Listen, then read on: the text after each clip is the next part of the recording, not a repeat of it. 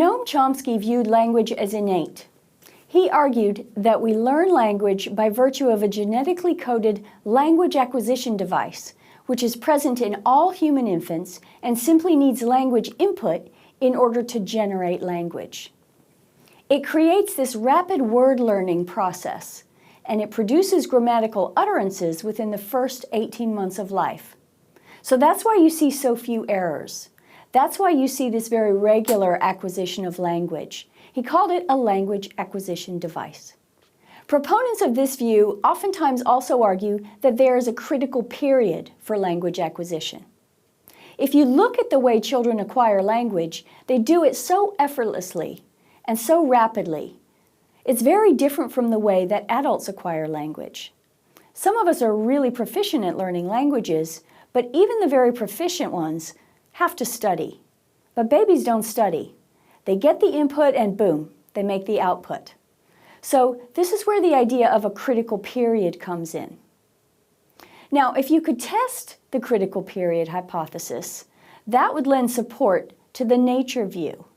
The problem is you can't test the critical period hypothesis because only humans have language, and you can't ethically take a human and deprive him or her of language to see whether or not there's a critical period.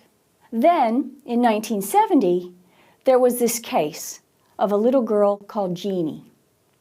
Jeannie was raised in Los Angeles, California, and she was very, very maltreated. Her mother was functionally blind, and her father was psychotic. At a certain stage in Jeannie's very early development, and nobody knows exactly when, he locked her into a walk-in closet, tied her to a potty seat, and she stayed there until she was 13 years old. The best estimate is that this happened when she was about 1 year old, so before she started using language herself. While she was in there, her father fed her and cleaned her, but he didn't allow the mother to go in. If Jeannie did or said something her father didn't like, he would growl at her like a dog and sometimes scratch her. He would beat her if she continued to do things he didn't like. Jeannie's father never spoke to Jeannie. She may have heard some snippets of conversation from outside because there was a small window in one of the walls at the top of the closet. One day, Jeannie's mother finally got herself together to get Jeannie out of there. By that time, Jeannie was 13. When father left the house, mother took Jeannie and they walked up the street to the local police station.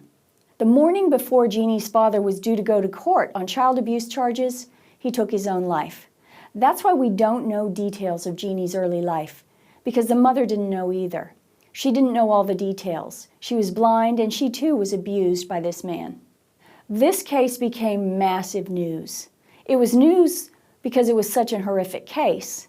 But it was also news because at that point debates were raging, not only in academia but in the popular press, about whether language is coded into our brains, whether there's a critical period, or whether it's something that we learn and therefore we can learn it all the way through our lives. Here's a chance to test the critical period hypothesis.